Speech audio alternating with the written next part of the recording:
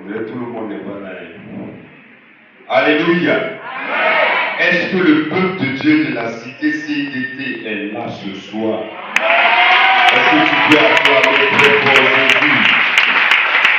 Alléluia.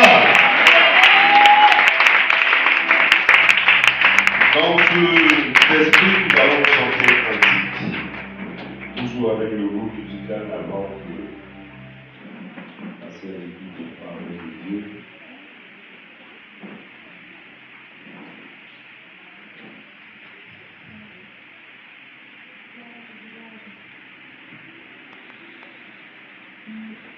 Car il est glorieux et digne de régner. L'agneau est souverain.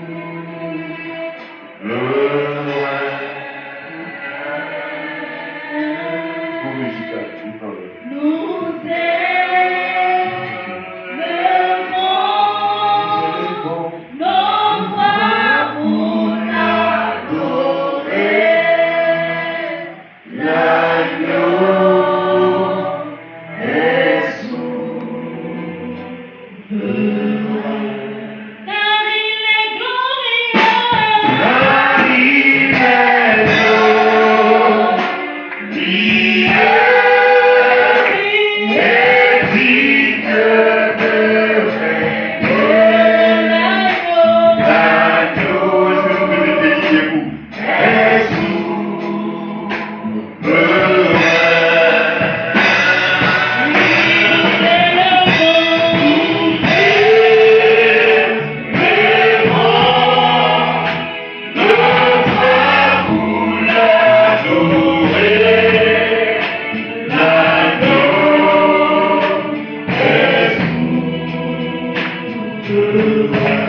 Ensemble, on dit gloire à l'Éternel.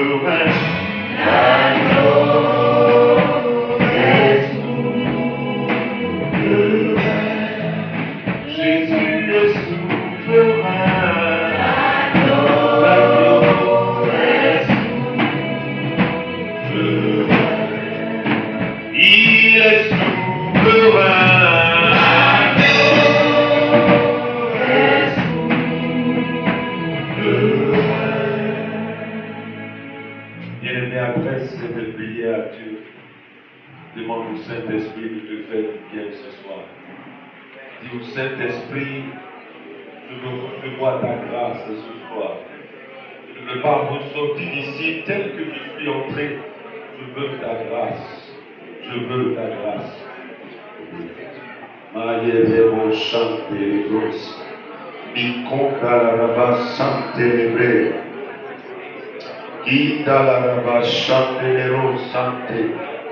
Oh Saint-Esprit, croyons que tu es là au milieu de nous. Ta gloire nous fait du bien. Ta gloire nous relève vers. Merci de ce que tu es là. Oui, tu es au milieu. Ta présence nous fait du bien, Père. Elle nous nouvelle, elle nous relève. Oui, nous venons devant toi. Nous croyons que ce soir, c'est un moment particulier. Tu nous permets de voir ta gloire, Seigneur. Tu nous visites ce soir. Tu nous visites ce soir. Oui, tu fais tomber les chaînes. Tu libères les captifs. Tu donnes la vie, la paix, la joie. Tu relèves les enfants. L'honneur de Dieu. Toi le Saint des Saints. Merci Seigneur. Au nom de Jésus. Nous te bénissons, Papa. Nous savons que tu es là. Merci de nous faire du bien. Au nom de Jésus. Amen. Vous pouvez vous asseoir. Alléluia. Nous sommes à notre deuxième soirée cette semaine. Et nous bénissons le Seigneur qui nous donne de pouvoir nous mettre devant lui et partager la pensée qu'il nous donne. Je changerai ton désert en étang et ta terre aride en courant d'eau. Oui, notre Dieu veut changer nos vies et veut restaurer son peuple en cette semaine encore, afin que ce mois soit un mois de bénédiction et de grâce, que son sein nous soit béni. Hier, nous avons vu le désert que l'homme lui-même crée et qui l'empêche de voir la gloire de Dieu. Nous avons vu que l'homme lui-même crée son désert en abandonnant la présence de Dieu, en ne méditant pas, en ne priant pas, en vivant dans le péché, en mettant un mur lui-même entre lui et son Rédempteur. Et par la grâce du Seigneur, le Seigneur nous a fait du bien hier. Aujourd'hui, nous voulons poursuivre un peu dans ce sens. Car si nous-mêmes nous pouvons créer un désert dans notre vie, le Seigneur dans son amour nous donne le moyen d'en sortir. Alléluia. Il nous donne le moyen de sortir du désert. Et ce soir, j'aimerais donner quelques éléments qui nous donnent de comprendre que nous avons la victoire sur le péché et que le péché ne doit pas nous arrêter dans notre relation, dans notre communion avec notre Dieu.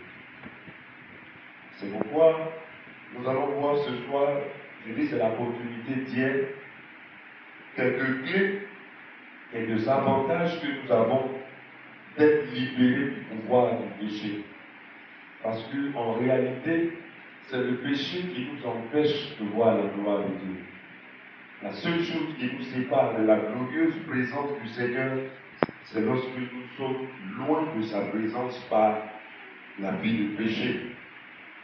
Et nous allons lire le texte que nous avons lu hier, Romains 3, le verset 23, qui nous dit ceci, car tous ont péché et sont privés de la gloire de Dieu.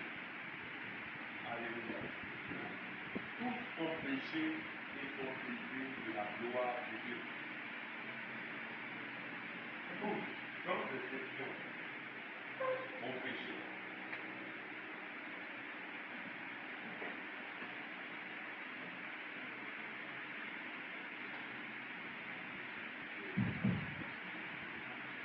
Alléluia. Tous ont péché et sont privés de la gloire de Dieu. En réalité, l'homme, comme nous l'avons vu hier dans Genèse 3, par sa chute, il a perdu sa position devant Dieu. Mais gloire soit rendue à Dieu, parce qu'il a trouvé une solution au problème de l'homme, à la séparation de l'homme avec lui. pour ramener l'homme à lui, Dieu lui-même a pourvu en donnant Jésus-Christ. Alléluia. C'est pourquoi Jean 3,7 nous dit, car Dieu a tant aimé le monde, il a donné, il a fait don de son Fils, afin que quiconque croit en lui ne périsse point, mais qu'il ait la vie éternelle. Alléluia. Alors en Jésus, c'est possible de vaincre et de triompher sur le péché. Alléluia. Nous avons la victoire en Jésus-Christ. En Jésus-Christ, l'homme déchu peut se relever. L'homme qui a perdu sa position de victoire peut se relever en Jésus-Christ. Car par l'œuvre de la croix, le Seigneur Jésus donne à l'homme, à quiconque croit en lui, d'être sauvé, d'être relevé par sa grâce et par son amour. Bien-aimé, si le péché régnait dans ta vie et t'empêchait de vivre une vie chrétienne authentique et vraie, en Jésus-Christ, tu peux te relever, tu peux vaincre, tu peux triompher par sa présence. C'est possible en Jésus-Christ. C'est possible dans l'œuvre qu'il a accomplie à la croix de Golgotha. C'est possible d'avoir la victoire. C'est possible en Jésus-Christ. Dis à ton voisin, c'est possible. C'est possible. Oui, c'est possible. Tu peux t'en sortir en Jésus-Christ. Alléluia. Par l'œuvre de la croix, il nous donne de pouvoir en sortir du pouvoir du péché. Bien aimé, nous allons voir ce soir, il y a beaucoup d'avantages que l'œuvre de la croix nous apporte. Comme je le disais hier, on n'a pas tout le temps de rentrer dans tous les paramètres, mais nous allons juste tirer des leçons qui peuvent nous donner à quelqu'un de se repositionner. Alléluia. Cette semaine, tu vas te repositionner devant le Seigneur. Et l'ennemi ne pourra pas t'arrêter dans ta prière, dans ta communion avec ton papa. Alors, le premier avantage que nous avons en Jésus-Christ, c'est que en Jésus, nous sommes réconciliés avec Dieu. Alors, c'est quoi la réconciliation? La réconciliation. À un moment donné, je ne sais pas si ce ministère existe encore, mais le ministère de la réconciliation. L'objectif, c'était quoi? De réconcilier les Ivoiriens, tous les habitants de Côte d'Ivoire.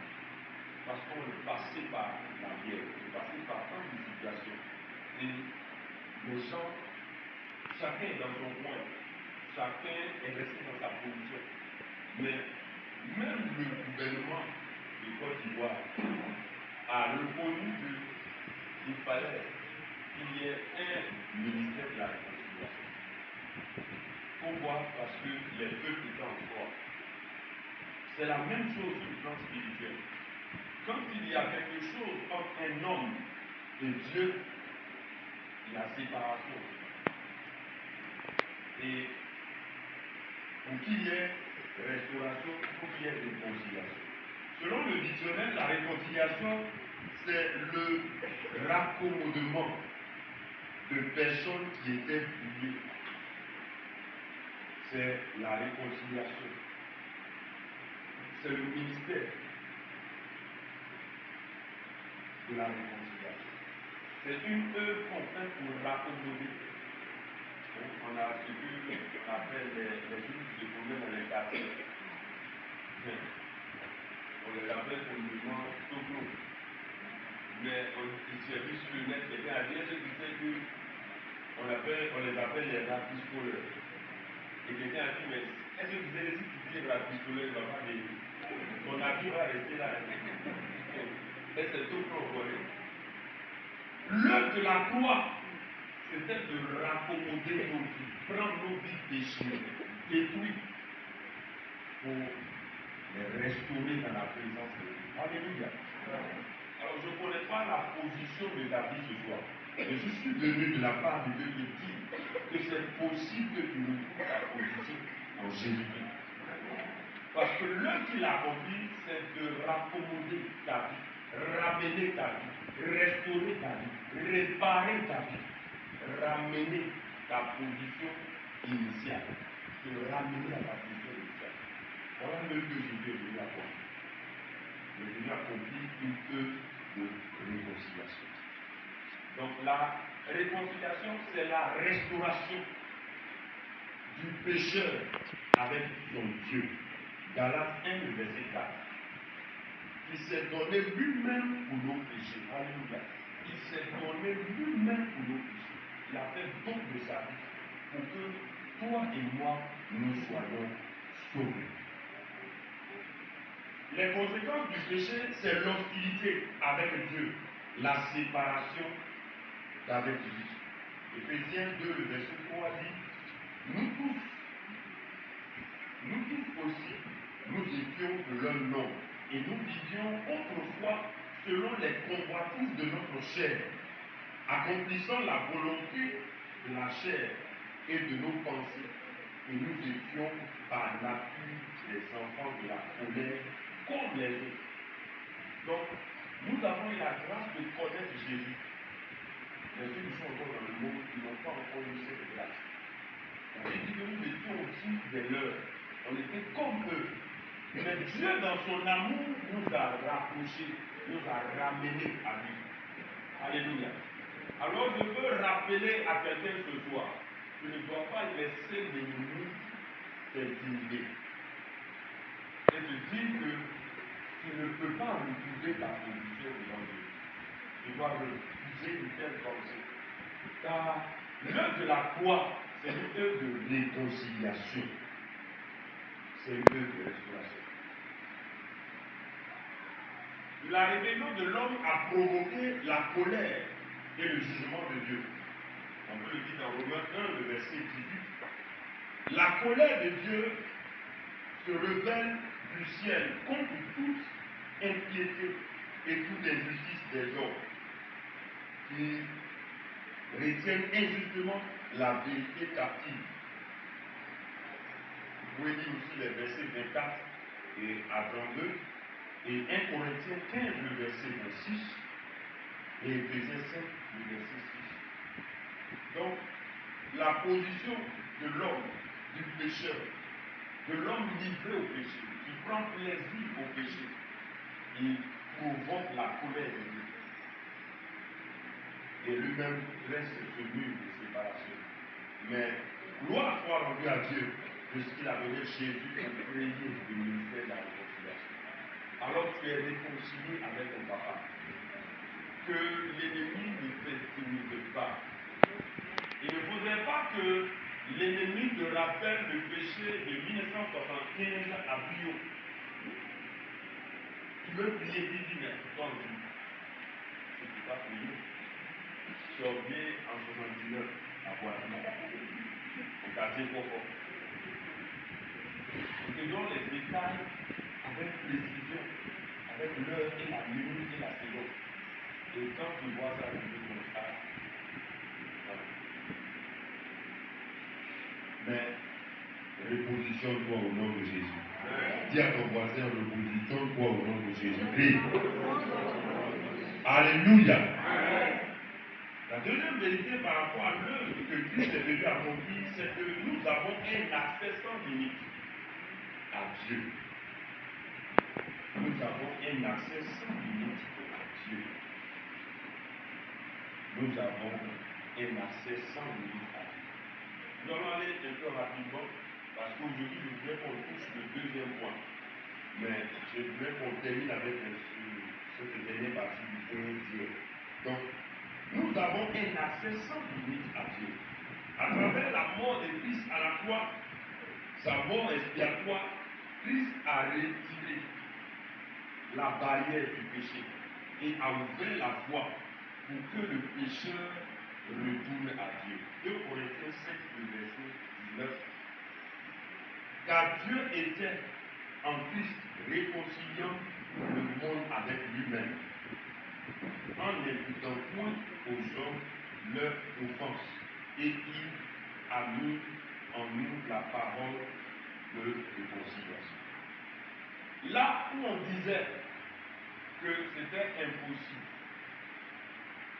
il ne pouvait pas avoir accès à la présence de Dieu. Là où on disait que c'était impossible de s'approcher de Dieu, cela est devenu possible par Jésus-Christ. C'est le moyen de Dieu pour nous rapprocher de Dieu. Alléluia. Maintenant, ta prière peut monter vers Dieu. Ton adoration peut monter vers Dieu.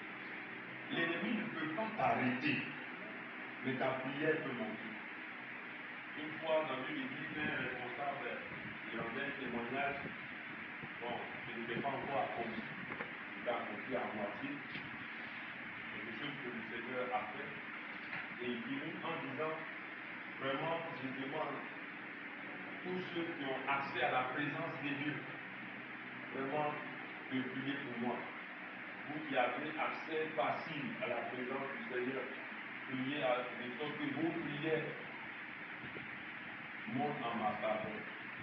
J'étais assis là et mon cœur était déchiré. Mais ce que la Bible dit là, tu n'as pas compris. Nous avons accès à Jésus-Christ.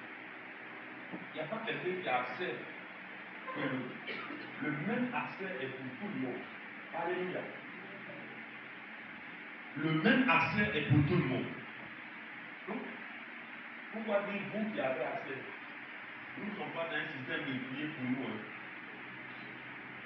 Comme le pasteur disait, il y a des chrétiens qui disent priez pour nous, pauvres petits pécheurs. On a les péchés. Pauvres petits pécheurs. Les doigts péchés. Pauvres petits pécheurs. Bien-aimé, tu as accès à la présence de Dieu. Ne te mets pas à l'écart de cette grâce. Elle est pour toi aussi. Elle est pour ton frère, elle est pour ta soeur, elle est pour nous. Nous avons le libre accès à la présence de Dieu. Nous avons le libre accès à cette présence de Dieu. Pourquoi quand tu viens prier, sois libre. Parle à ton papa. Au contraire, quand tu fermes ta bouche, c'est là même que l'ennemi a levé. C'est là qu'il a levé. Quelqu'un a dit quelque part qu'une bouche fermée, c'est une destinée fermée. C'est une façon de dire que si tu ne pries pas, si tu fermes ta bouche, tu ne verras pas la gloire de Dieu. Tu as le libre accès à cette présence. Donc, pour la leçon d'hier, retenons que nous avons le pouvoir, nous avons la victoire sur le péché. Alléluia. Mon amen n'est pas fort. Vous ne victoire pas à ta victoire sur le péché. Amen. J'ai dit que tu as la victoire sur le péché. Amen. Quand tu pries, sois libre. Quand tu adores, sois libre. Quand tu danses, il faut danser normalement. Parce que tu es dans la maison de ton papa. Alléluia. Amen. Que Dieu nous bénisse. Amen. Notre deuxième point, nous allons l'entamer rapidement. Ce soir, nous allons voir le désert posé par Dieu lui-même. Le désert que Dieu lui-même crée. Nous allons juste planter le décor et nous allons prier le Seigneur. Oui, le désert que Dieu lui-même crée, parce que il existe des choses que le Seigneur permet dans nos vies. Oui, il permet des choses dans nos vies.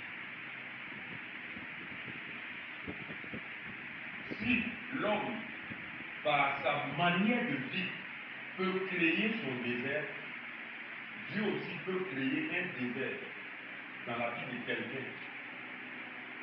Je l'ai dit hier, rien que pour lui donner une leçon. Rien que pour lui apprendre quelque chose, c'est tout. Le désert que Dieu crée, le désert que Dieu permet, il y a un objectif clair. Il y a un objectif qui vise dans notre vie. Dieu ne permet pas le désir dans la vie de quelqu'un pour juste le plaisir. Hein? Dans la parole de Dieu, je ne vois pas le temps de le dire, mais vous connaissez déjà l'histoire des hommes. Dieu ne voulait même pas. Mais tellement le diable, qui est mauvais, qui voulait vraiment la douleur, la souffrance de Job, a insisté jusqu'à ce que Dieu autorise qu'il ait accès à la vie de Job.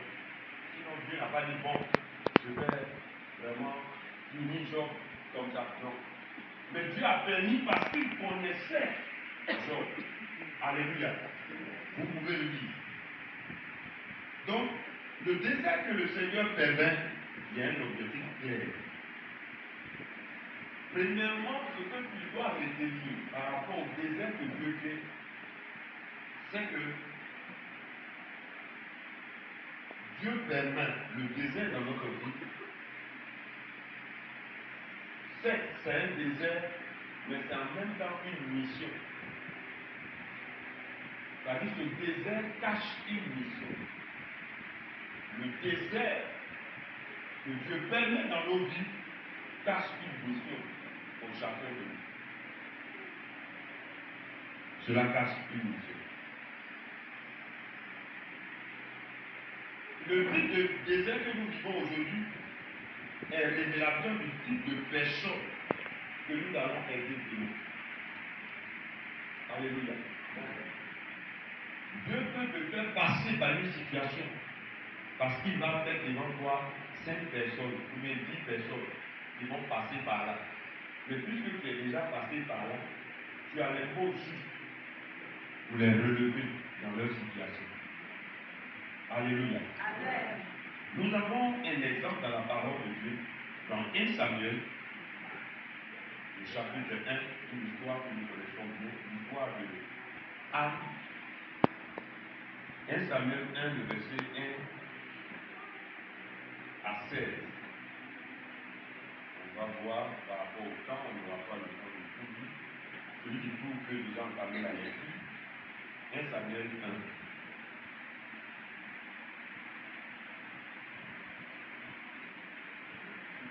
Voilà ce que dit la parole du Seigneur.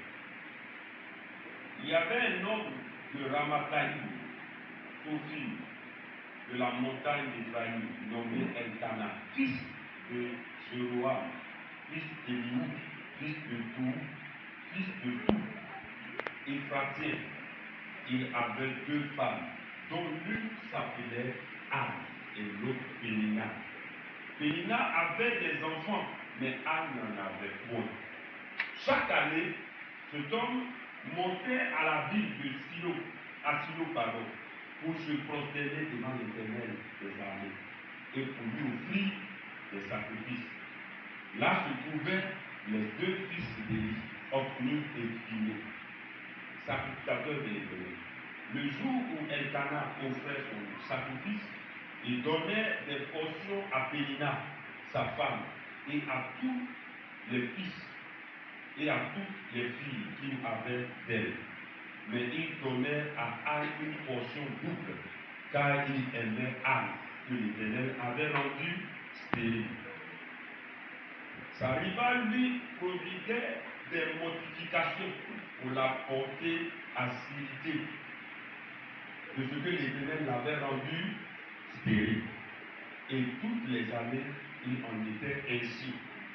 Chaque fois qu'elle montait à la maison de l'Éternel, Pénina la mortifiait de la même manière.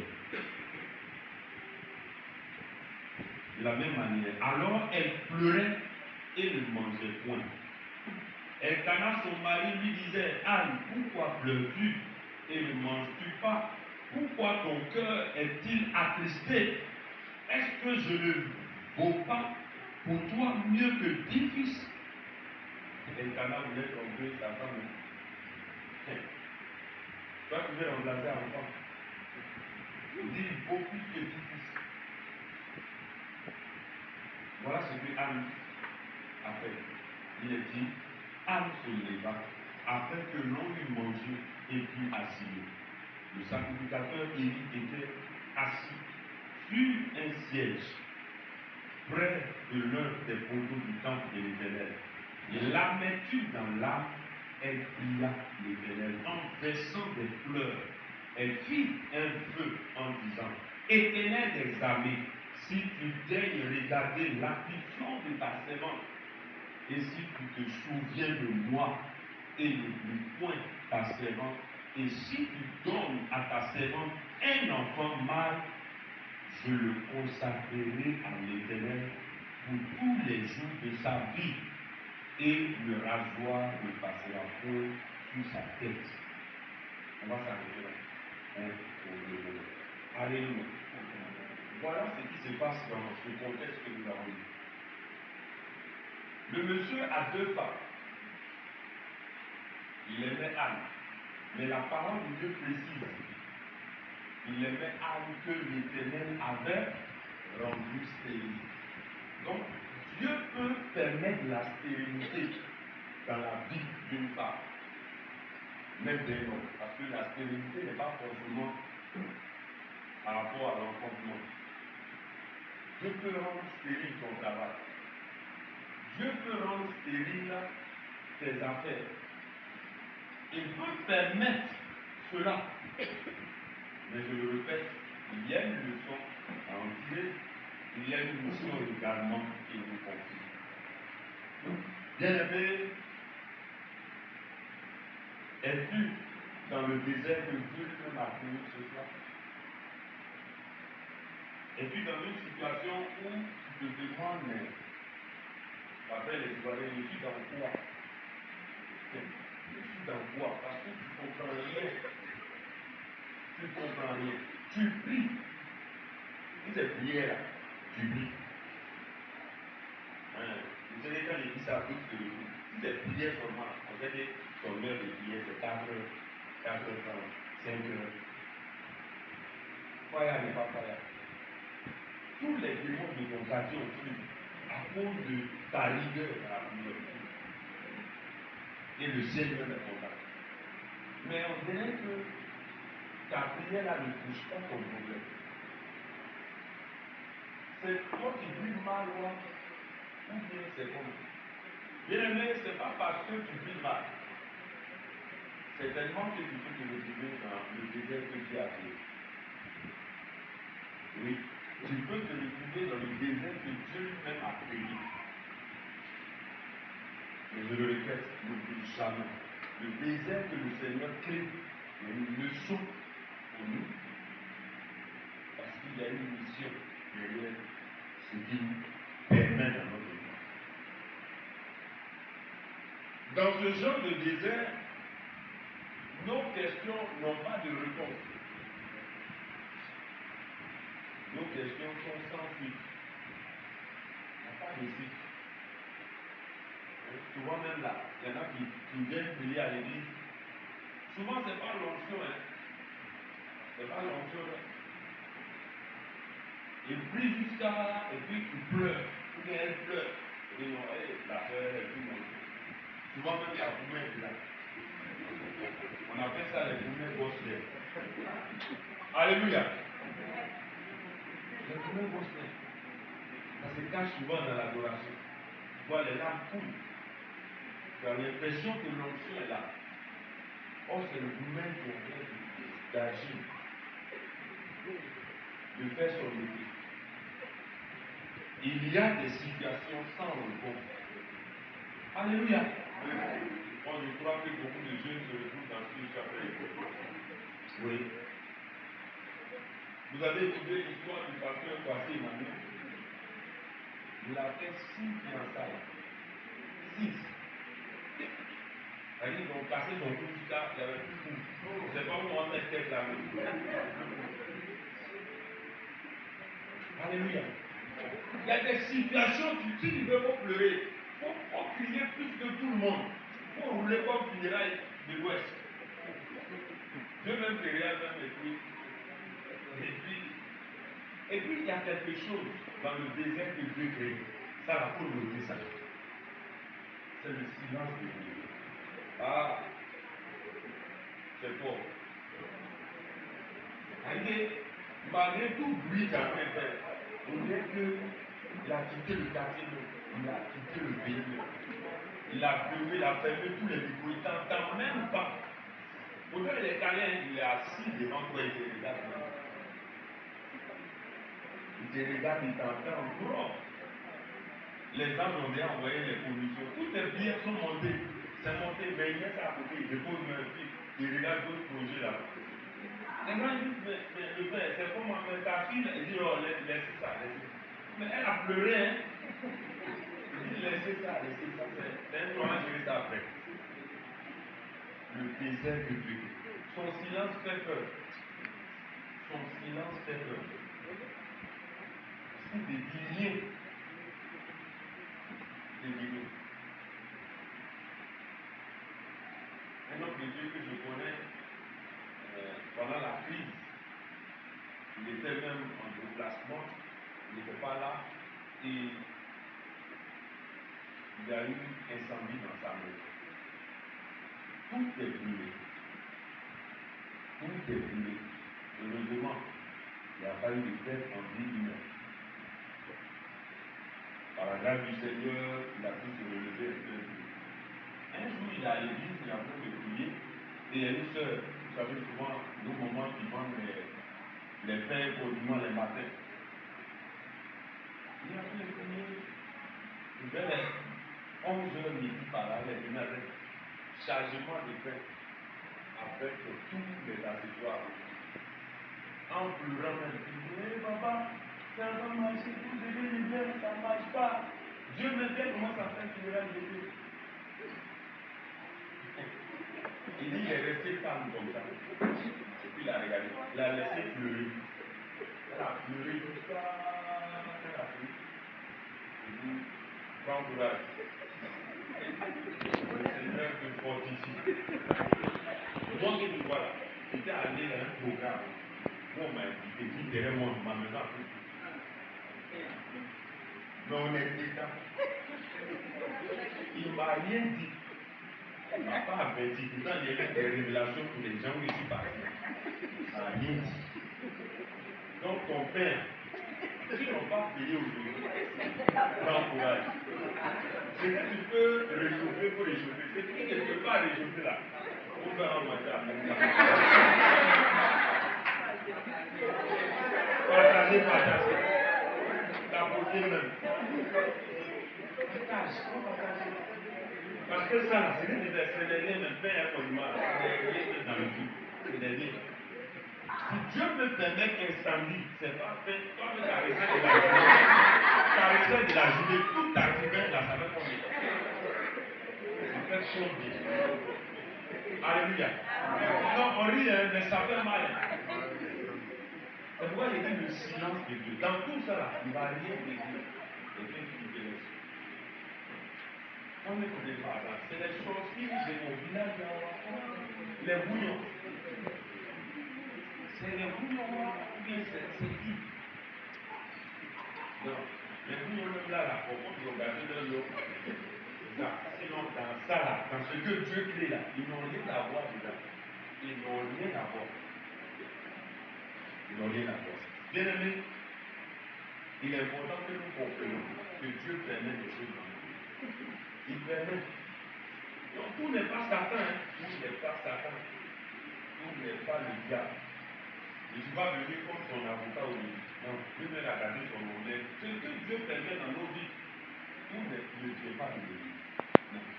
Il y a des choses que le Seigneur permet. Alléluia.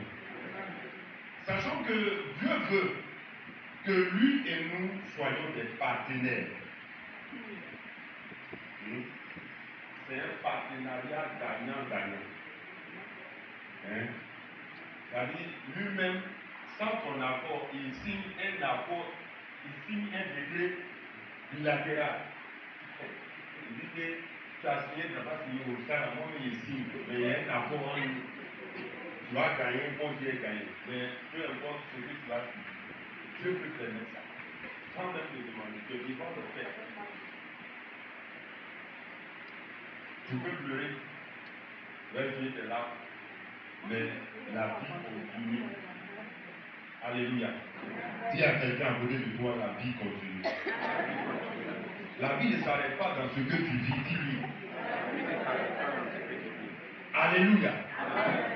La vie ne s'arrête pas dans ce que tu vis, mais Dieu permet cela et nous devons continuer.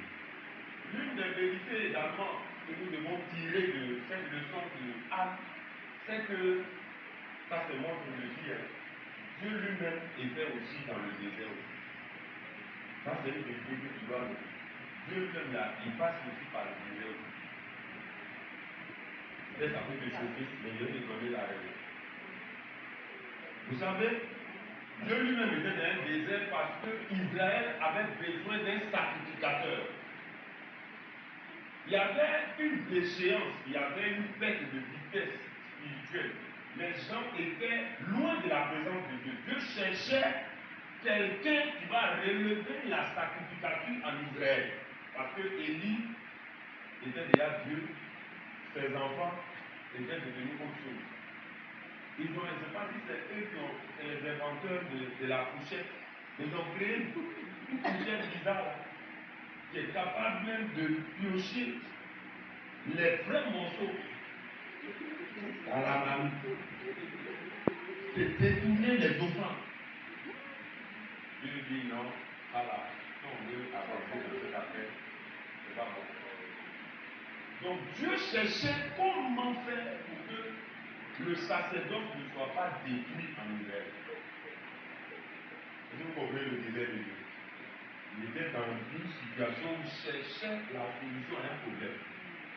C'est dans ça Anne dit elle cherche enfant. Donc vous voyez que Dieu il fait face à une situation et Anne fait face à une situation. La réponse de Anne règle le problème de Dieu.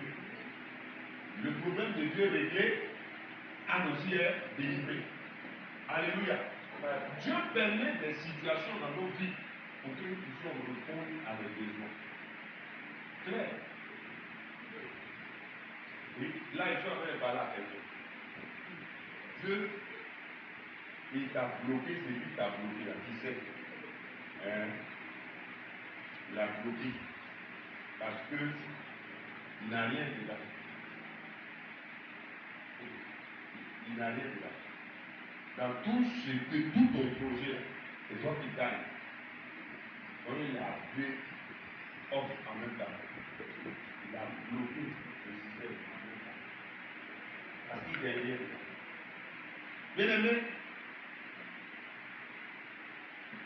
dans nos prières, il faut parfois il faut provoquer l'action de Dieu en lui montrant son intérêt dans ce que nous voulons. En lui montrant son intérêt dans ce que nous demandons. Dieu gagne quoi dans ce que tu veux aujourd'hui? Dieu gagne quoi? Si il n'a pas d'enfant, nous savons, on ne peut jamais, c'est pourquoi je disais tout à l'heure, quand je disais que Elkanah voulait tromper sa femme, il dit que lui, il vaut plus que 10 vies. Tu as vu quelle femme qui va dire qu'elle, là, elle ne veut jamais aller à la maternité? Tu as vu ça aussi? Elle ne dit pas. Donc, elle ne peut pas tromper la femme. Elle tient à son enfant. Elle tient à son projet. Mais elle a été claire. Si tu me donnes un enfant, il va être à ton service. Vous voyez qu'elle a été claire. Dieu dit, mais ça, c'est un petit problème. Ton problème réglé même là. Moi aussi, mon problème est réglé. Alléluia. Mais si tu veux sortir, parfois, ce n'est pas pour tout. Mais il y a des situations, tu veux sortir de là pour montrer l'intérêt de Dieu. Montre l'intérêt de Dieu. Et tu vas voir la gloire du Seigneur dans ta vie. Il y a un témoignage, un ami, on était dans le groupe musical ensemble. Et Onel Mara était venu, on avait un concert avec lui. Et son staff, parmi son staff, il y avait le batteur. Il est venu quand on a fait la répétition. Et à la fin, il a regardé mon ami qui était le pianiste. Il a dit, mais ça va? Il dit, ça va. Mais, qui est le pianiste de l'église ici? Il dit que c'est moi le pianiste. Et ça va très bien. Tu es élève de l'église. Quelle classe? Il dit, c'est là. Avec tellement de temps que tu as adapté, suis à ma troisième paille. Là, ça fait beaucoup, ça fait 3 ans. Et l'année prochaine, je vais faire la quatrième fois. Il dit, mon ami, je vais te donner un secret qui va te faire avancer plus vite. Sur le pianiste de l'église, est-ce que tu as formé quelqu'un pour jouer le piano? Il dit, non. Il dit, non, pas nous, on lance appel, les gens ne viennent pas. Quand on dit venez, on va faire un groupe musical, les gens ne viennent pas. Quelqu'un n'aime pas, il dit, je vais te donner un secret. Pour même pas annoncer chez les grands-mères, va prendre les enfants de l'école. Comme un peu pour monter ce projet, que tu peux faire formation des choses dans la musique parce qu'il joue bien à la basse et à la guitare solo. Il dit il faut former, prendre les enfants de l'école. On connaît, quand on lance appel là, il dit il y a beaucoup d'appelés. Et après, ils vont venir voir. Mais après, les frères, ceux qui sont passionnés par la musique, qui ont l'oreille musicale, qui aiment la chose, ils vont rester. Je suis témoin de ce que je suis en train de dire. Le frère a annoncé, il a vu le pasteur, il dit que lui, il annonce formation. Bon, nous, on ne savait pas. Bon, disons, l'église ne savait pas, sur moi, je savais. Mais derrière lui, il savait son projet. Il fallait qu'il trouve quelqu'un pour le remplacer. Il voulait quitter la ville, et puis l'église leur a dit, ah, on vient faire culte. Vous venez l'église d'après, il y avait un bon pianiste, sinon, quand il joue, lui, il peut jouer 4 pianos à la fois. Mais depuis qu'il est parti, les cultes même sont bizarres. Je vous dis que quand le frère a fait ça, quand l'examen arrive, il a coupé son bac. Avant même que les examens arrivent, les enfants maîtrisaient les chants. Et aujourd'hui, je vous parle, ce sont ces enfants-là qui jouent à l'église. Aujourd'hui, ils vont un peu grandir, mais ils jouent.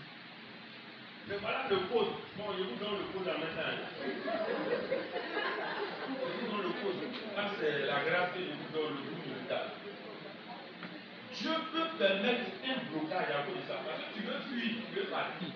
Alors, tu as déjà validé tes IP actuellement, tu cherches à fuir même. C'est un message visé. Tu cherches à fuir. La place que tu laisses là, tu laisses agir. Tu es responsable d'un comité de l'église. Tout le monde reconnaît ta compétence. Tu ne veux pas quitter Boaké pour aller où? Dieu gagne quoi quand tu dis Boaké? Et puis son œuvre tombe. Moi là, il était dit en même temps, s'il a déposé demande d'affectation, tu vois que c'est bizarre, il faut le voir. Qui va prendre ta place? Il faut le voir même. Il faut le voir. Alléluia. Il y a des personnes que Dieu a bénies. Il leur a donné le succès, mais ils n'ont pas fait de successeurs. C'est dangereux. Le succès que Dieu nous donne, il nous donne de pouvoir faire des successeurs. Tout succès sans successeur est un échec total même. Bien aimé, c'est valable pour nous sur le plan spirituel. Le désert que le Seigneur crée dans nos vies, il y a une leçon, rappelez-vous, et il y a une mission. Et cet objectif doit être atteint. Alléluia. Alors, veille sur ta vie et demande au Seigneur de t'aider à comprendre ces choses. Ne regardons pas seulement à nos propres intérêts, mais pensons à accomplir le plan de Dieu sur la terre. Nous avons plein d'exemples. Hier, je parlais du projet de la Constitution. Peut-être que tu n'es pas responsable de la Constitution, mais Dieu veut te dire, cette année, pour la Constitution, toi, tu dois donner telle somme. Moi, il sait que Dieu parle ici. Il a parlé. Papa, ou bien? Il a parlé. Il t'a déjà dit le montant que tu dois donner cette année. Il y en a ici, ils sont pleins. Je vous l'ai dit hier. Moi, les révélations, j'indexe les gens pas. Voilà. Généralement, comme c'est la première fois que je viens ici, généralement, ceux qui me connaissent, je vois les choses. Même si Dieu m'a dit c'est toi, il n'est pas dit que c'est toi. Alléluia. Il y a des montants clairs que Dieu t'a dit cette année-là, dans la construction là. Voilà ce qu'il te demande. Parce que là, maintenant, tu vas commencer à négocier un peu, raisonner un peu. Quand tu connais mathématiques et tout. Oh, que le Seigneur nous aide. Peut-être qu'il n'est pas responsable de la production, mais il y a un montant précis qui va dire ça là-dedans. Alléluia. Moi, je connais une dame. Elle est sage-femme. Lorsqu'elle a reçu son rappel, elle a enlevé 1 million. Pourtant, avant même le rappel, elle vivait même chez Satan. Même transport pour aller même au travail, même elle n'avait pas. Mais quand le quadro est tombé comme ça, quand c'est tombé, elle a enlevé une brique. Elle n'a pas donné moitié des briques, mais on vient quart de briques. Moitié. Elle a donné une brique à Dieu pour la construction du temple. Et je vous dis que cette dame, elle est bénie. Elle s'est mariée dans le Seigneur, tranquille. Tous ses enfants se portent bien. En tout cas, quand on dit problème des foyers, les maladies bizarres, il ne sait pas beaucoup, mais Dieu l'a béni. Alléluia.